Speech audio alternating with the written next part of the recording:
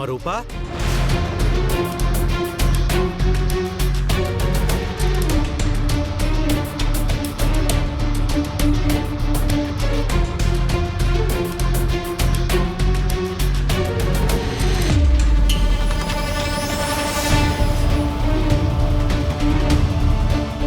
ఏమైందమ్మా నీ చేతికి?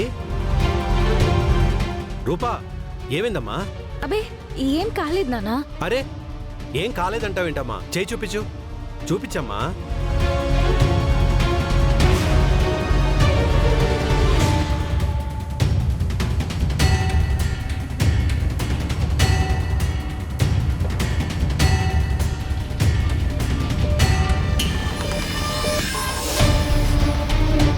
అమ్మ రూపా, ఏంటిది? ఏం జరిగింది? రే, రూపకు అరిచేతికైన గాయాన్ని గుర్తుపట్టేశాడంటే మన ఒంటి నిండా కొరడా దెబ్బలే ఉన్నాయి.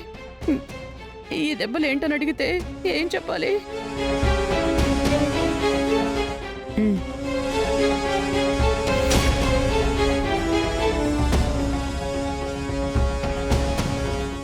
ఏంటి చంద్ర, రూపకి గాయమేంటి? ఏమైందో చెప్పమ్మా. మీరు బాగుండాలని అమ్మాయి గారు అరచేతిలో కర్పూరం వెలిగించుకొని గుడి చుట్టూ ప్రదక్షిణలు చేశారు పెద్దయ్య.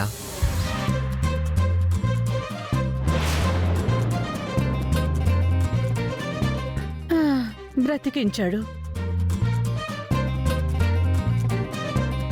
బతికించాడు. అవునానా, రాజు చెప్పింది కరెక్టే.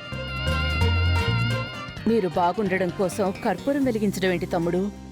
ఏదైనా చేయడానికి రూప ఎప్పుడూ వెనకడదు.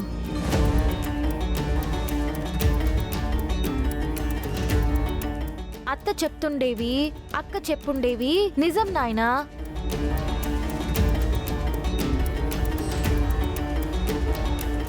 ఈ పొద్దు చేతిలో కర్పూరం వెలిగించుకుని గుడి చుట్టూ 11 ప్రదక్షిణాలు చేస్తే మనసులో అనుకునేది జరుగుతాయని పంతులు గారు చెప్పుండారు.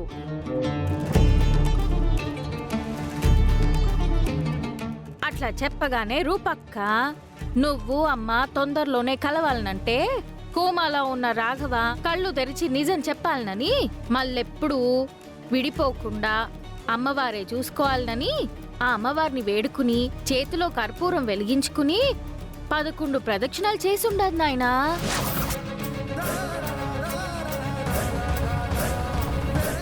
ఇదేంటి నన్ను ఇలా ఇరికించేసింది? చిన్న ఛాన్స్ దొరికితే చాలు రూప భలే ఇరికిస్తోంది.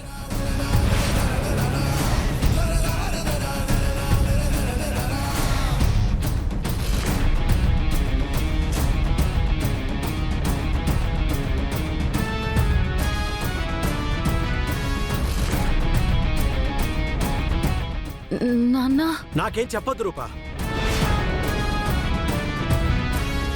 అయినా నీ పిచ్చి కాకపోతే ఈ పిచ్చి పనులేంటమ్మా?